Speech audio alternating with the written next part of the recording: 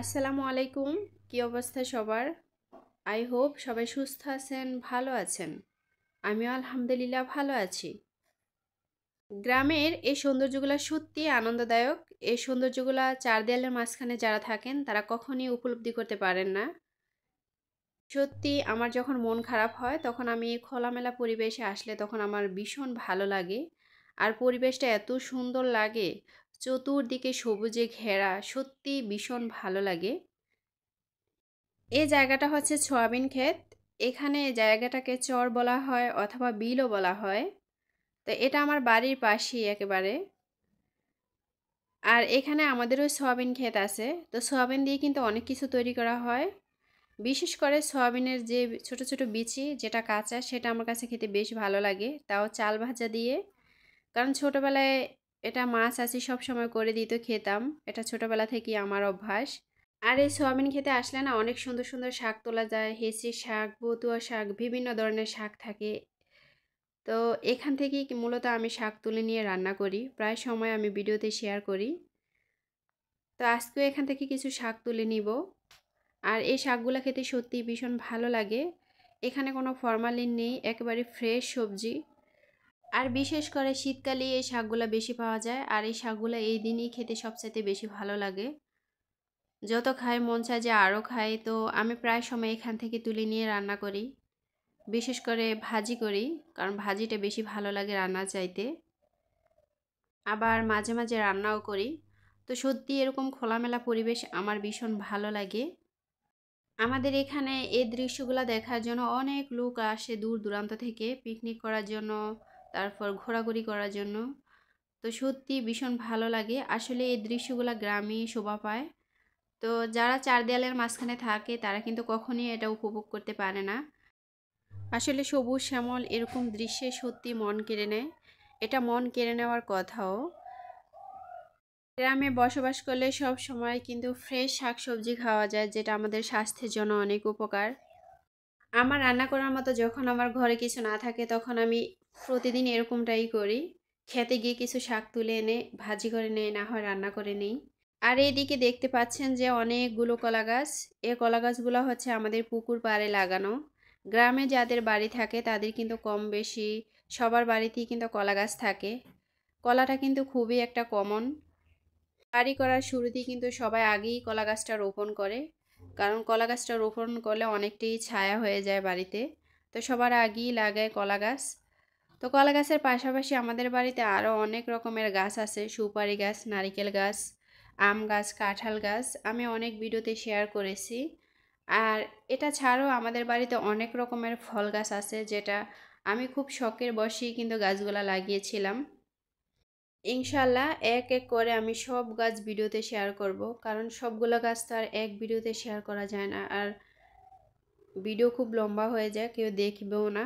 এরকম বড় ভিডিও আসলে কেউ দেখতে চায় না। তো এখানে আমি কেলার ছড়া কেটে নিয়েছিলাম। আর কেলাগুলো সত্যি ভীষণ ফ্রেশ, এতটাই সবুজ, খুবই ভালো লাগছে। এ কলাগুলো খেতেও সত্যি ভীষণ ভালো লাগে, কারণ গাছ পাকা কলা কিন্তু সত্যি অনেক মজার হয়। আমরা বাজার থেকে যে কলা কিনে খাই তার চাইতে দ্বিগুণ টেস্টি হয় এ কলা। তো বাড়িতে কিন্তু কলা গাছ থাকলে অনেক রকমেরই সুবিধা হয়। আলহামদুলিল্লাহ আমার বাড়িতে অনেক রকমের কলা গাছ আছে। এখন যেটা দেখতে পাচ্ছেন এটা হচ্ছে বাংলা কলা। এটা ছাড়াও কিন্তু কাঁচকলা, যেটা রান্না করে খায়। তারপর আরেকটা আছে অগ্নিশর্মা কলা। তো অনেক কলা গাছই আছে। তো সবসাথে বেশি হচ্ছে বাংলা কলা। আর বাংলা কলাটাই কিন্তু সচরাচর সব জায়গায়ই চলে। এটা বেশি হলে আমরা বিক্রি করে দেই। খাওয়ার যতটুকু প্রয়োজন ততটুকু রেখে বাকিগুলো বিক্রি করে ফেলি। তো আলহামদুলিল্লাহ আমাদের কখনো কলা কিনে খেতে হয় না, কারণ আমরা বাড়ি থেকেই খেতে পারি। এবার যে গাছগুলা দেখতে পাচ্ছেন এই গাছগুলা হচ্ছে আনারস গাছ। অনেকে হয়তো বা আনারস গাছ কখনো দেখেনি। আলহামদুলিল্লাহ আনারস গাছও আছে আমাদের বাড়িতে। তো এখন কিন্তু আনারস আস্তে আস্তে বের হচ্ছে। আর যখন বের হয় তখন কিন্তু একেবারে ফুলের মতো দেখতে ভীষণ ভালো লাগে। এই আনারস গাছ কিন্তু তেমন কোনো পরিচালনা করতে হয় না, এমনি এমনি হয়ে যায়। আপনি খাওয়া শেষ করে আনারসের উপরে যে গাছটা থাকে সে গাছটা লাগিয়ে দিলে কিন্তু হয়ে যায়।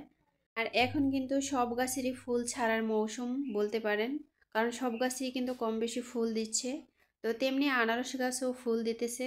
এই ফুলটা থেকেই কিন্তু ফলটা বের হয়। অনেকে হয়তো বা কখনো দেখেনি নাই। তো আলহামদুলিল্লাহ আমাদের বাড়িতে আনারস গাছ আছে অনেকগুলা। আমরা বাড়ি থেকে আনারস খেতে পারি। বাজারেরগুলো অনেক সময় টক হয়, আবার ফরমালিন দেওয়া থাকে। আমি কি করি, আমার গাছের আনারস যখন পরিপূর্ণভাবে পেকে যায়, একেবারে হলুদ কালার হয়ে যায়, তখন কিন্তু আমি ছিঁড়ে নিই। তখন সেটা কিন্তু ভীষণ মিষ্টি হয় খেতে। বিশেষ করে গরমকালেই আসে, তখন জুস করে বেশি খাওয়া হয় আর কি।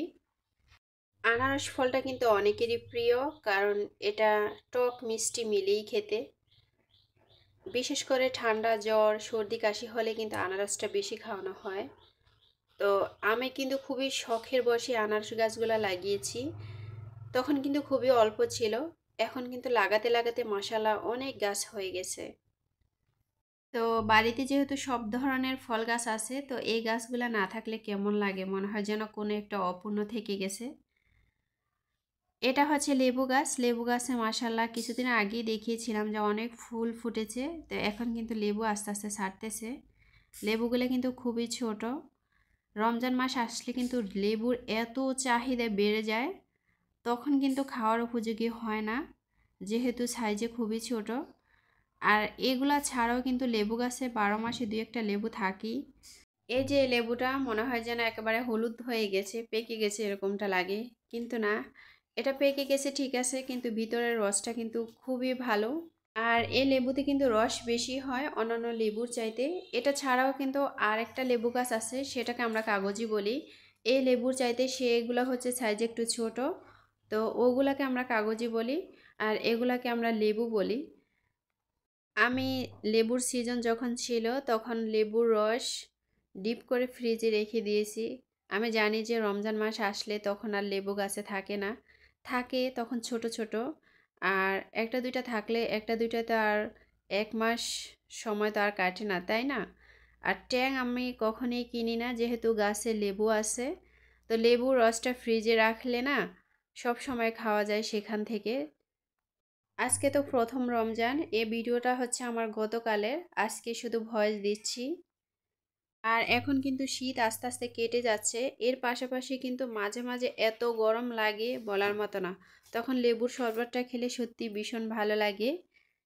আর গতকাল এমনিতেও অনেক গরম ছিল, যদিও আমি গ্রামে থাকি, গরমটা খুবই কম উপভোগ করতে পারি, তারপরেও কিন্তু আমাদের এখানে অনেক গরম ছিল। তো একটু লেবুর শরবত বানিয়ে খেয়েছিলাম। আমি তো মানুষই একা, আর আমার সাথে আমার বাচ্চা। বাচ্চা মানুষ কতটুকুই খায়, তো ওই পরিমাণেই বানিয়েছিলাম। আর এই তো এখানে হাঁস কেটে নিয়েছিলাম রান্না করার জন্য। প্রথম রমজানের শুরুতেই হাঁসের মাংস খাবো ইনশাল্লাহ, সেই সুবাদেই হাঁস কেটে নেওয়া। আর সেই সাথে ক্ষেত থেকে তুলে শাক এনেছিলাম, শাক ভাজি করা। আর রোজা রাখলে না আমি কখনই ভোর রাত্রে ঠিক মতো খেতে পারি না, আমার কাছে ভালোই লাগে না, তখন খাবারটা কেমন জানি মনে হয়। তো কোনো রকম খাওয়া আর কি। সেই সুবাদে তেমন কিছু আয়োজনও করিনি, কারণ আমি মানুষ একা, অল্প কিছুই রান্না করেছি। তো আজকের মতো বিদায় নিতেছি, সবাই ভালো থাকবেন। আসসালামু আলাইকুম, আল্লাহ হাফেজ।